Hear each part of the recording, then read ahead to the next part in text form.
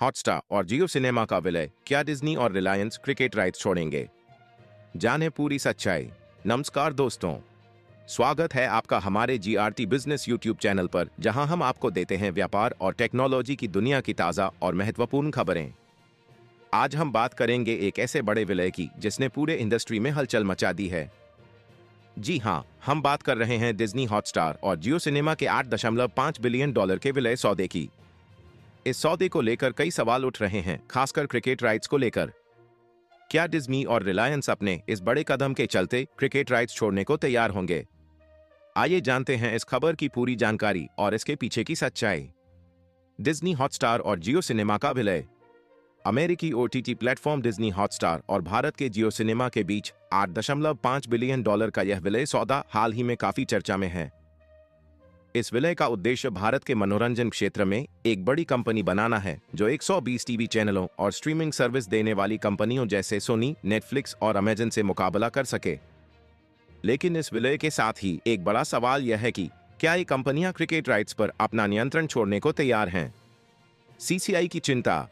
Competition commission of India (CCI) ने Disney Hotstar और जियो cinema के इस विलय को लेकर चिंता जाहिर की है। सीसीआई का मानना है कि इस विलय के बाद दोनों कंपनियों का क्रिकेट मैचों के प्रसारण पर कड़ा नियंत्रण हो जाएगा, जिससे एडवर्टाइजर्स को बड़ा नुकसान हो सकता है। सीसीआई का कहना है कि अगर ये कंपनियां मिलकर विज्ञापन और सब्सक्रिप्शन की दरें तय करती हैं, तो इससे टीवी और ओटीटी यूजर्स के साथ साथ एडवर्टाइजर्स को भी नुकसान हो सकता है।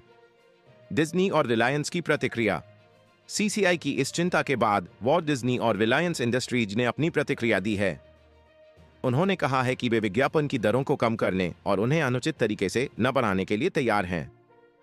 लेकिन उन्होंने ये भी स्पष्ट कर दिया है कि वे क्रिकेट मैचों के प्रसारण का अधिकार किसी भी कीमत पर नहीं छोड़ेंगे। क्रिकेट राइट्स का महत्व। डिज्नी और रिलायंस इंडस्ट्रीज के लिए क्रिकेट राइट्स बेहद महत्वपूर्ण हैं। भारत में क्रिकेट की दीवानगी किसी से छुपी नहीं है और यही वजह है कि इन कंपनियों ने क्रिकेट राइट्स के लिए करीब $9.5 बिलियन खर्च किए हैं। उनका मानना है कि क्रिकेट के राइट्स को छोड़ना उनके लिए घाटे का सौदा होगा।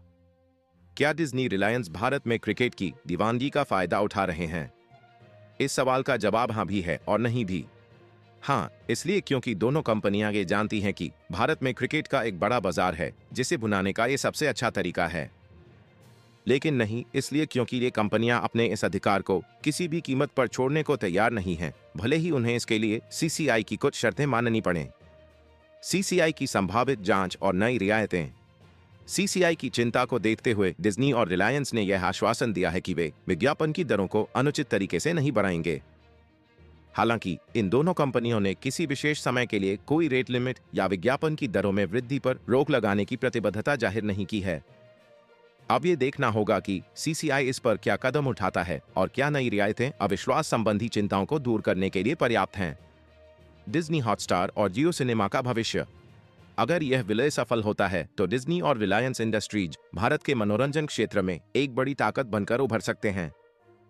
इससे इन कंपनियों को भारत के बड़े दर्शक वर्ग तक पहुंचने का मौका मिलेगा और वे अपने कंटेंट और सर्विसेज को और भी व्यापक बना सकेंगे। विलय का प्रभाव।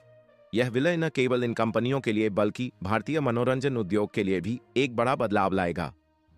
इससे भारतीय दर्शकों को एक ही प्लेटफॉर्म पर बेहतर कंटेंट देखने का मौका मिलेगा।